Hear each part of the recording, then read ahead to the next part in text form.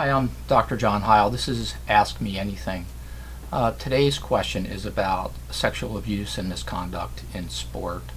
It's prompted by comments from Senator Richard Blumenthal, who was on the Senate subcommittee investigating sexual abuse in Olympic sports.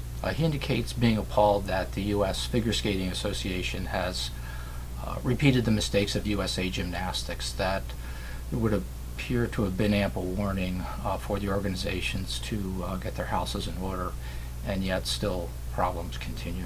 The question is, why does this happen? Ultimately it's up to the organization and the organization's culture. The organization sets the culture, and more specifically it sets rules, it sets guidelines, and it enforces these rules. When the organization steps up and looks for a solution, problems get solved.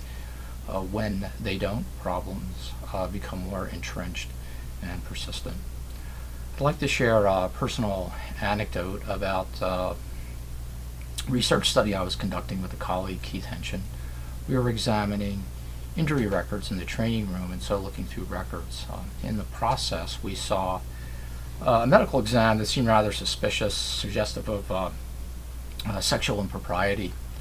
We called it to the attention of the university. Actions were taken, and the problem was addressed, all without the individual who was the victim of this having to come forward and sparing her any kind of shame or embarrassment that she might have encountered in the process of doing so. So again, why? How is it, and why is it that organizations fail to be accountable?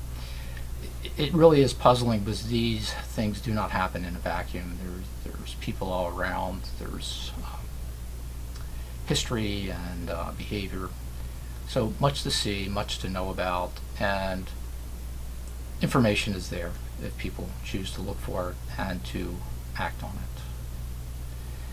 So what we do find, essentially, when this does not happen, essentially it's a failure of leadership within the organization. We might call this a Helms effect, thinking of the helmsman of a ship that fails to direct the ship on its proper course, as if in this case we might say there's a broken moral compass. Also, when we look closely, we see a very typical set of tactics that organizations will employ to resist accountability. These tactics include delay, denial, misdirection, and also the double bind.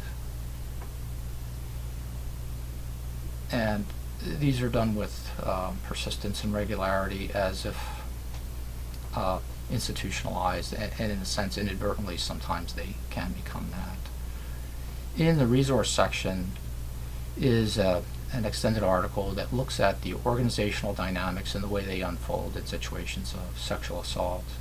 Please take a look at this. It's from an article previously published. Please give it your attention, and if you have any questions, please feel free to get back with me. Thank you very much.